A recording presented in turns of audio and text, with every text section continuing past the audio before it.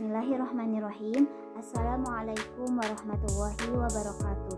Alhamdulillahirabbil alamin wa bihi nasta'in wa ala umuri dunya waddin wa ala alihi wa sahbihi ajmain, amma ba'du. Pertama-tama dan yang paling utama, marilah kita panjatkan puji syukur kehadirat Allah Subhanahu wa taala yang telah memberikan kesempatan dan kesehatan sehingga kita semua dapat menuntaskan tugas mata kuliah psikologi gender ini. Sebelumnya, izin memperkenalkan diri.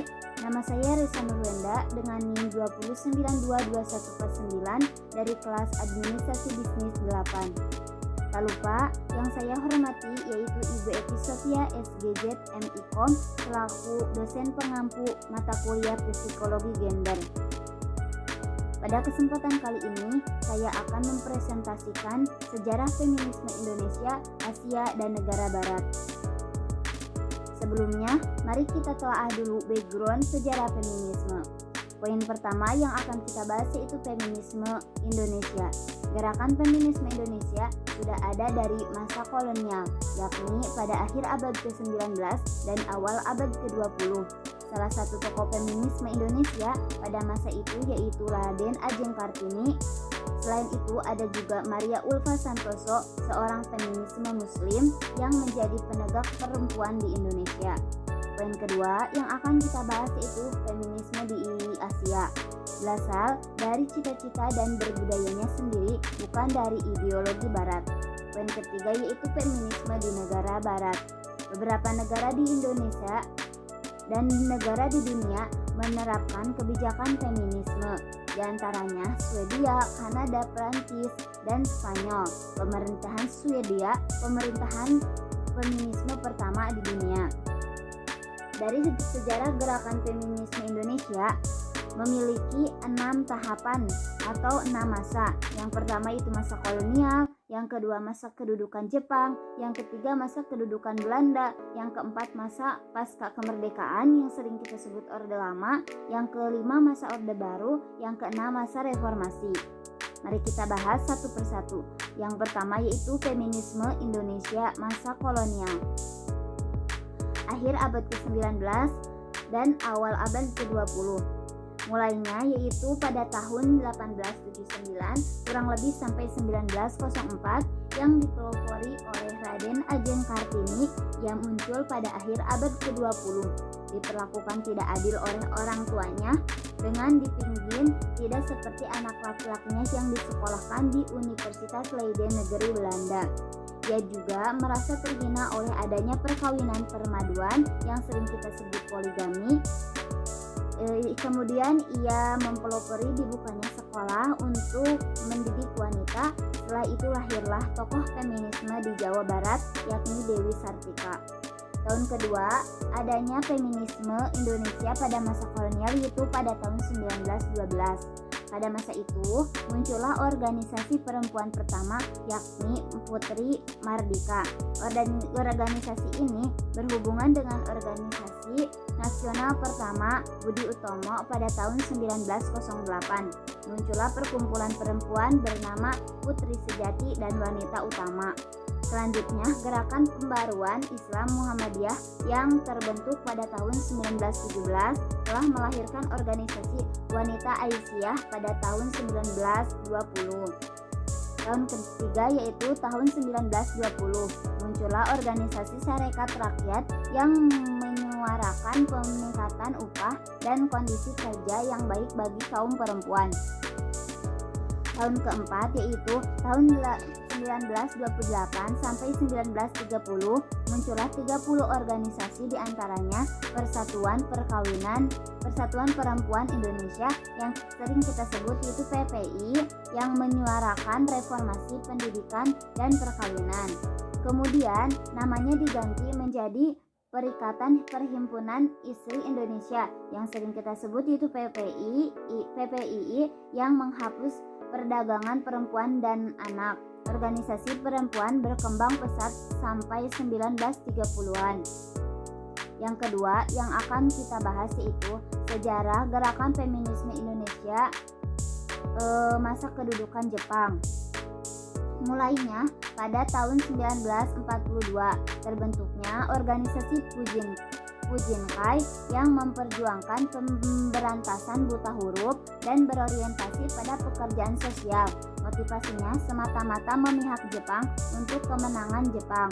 Anggotanya terdiri dari istri pegawai serta kegiatan dalam hierarki sejalan dengan kegiatan lainnya.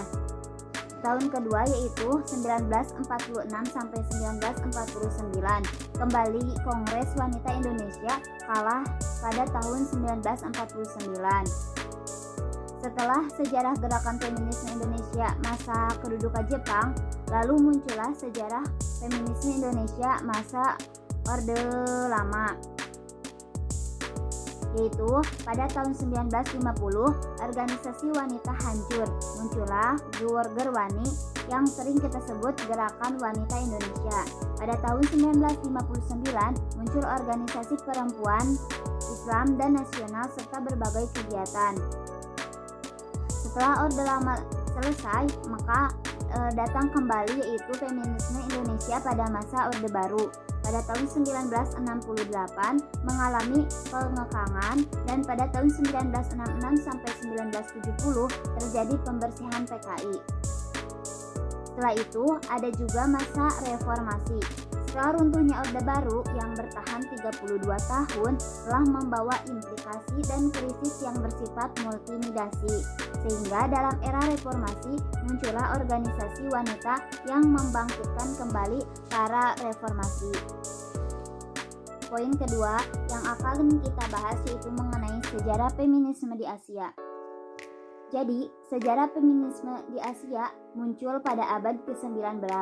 Pergerakan anti-kolonial pada 1900 sampai 1945 mengatasnamakan perempuan Asia berpartisipasi aktif dalam pergerakan anti-kolonial, memperjuangkan hak kemerdekaan perempuan.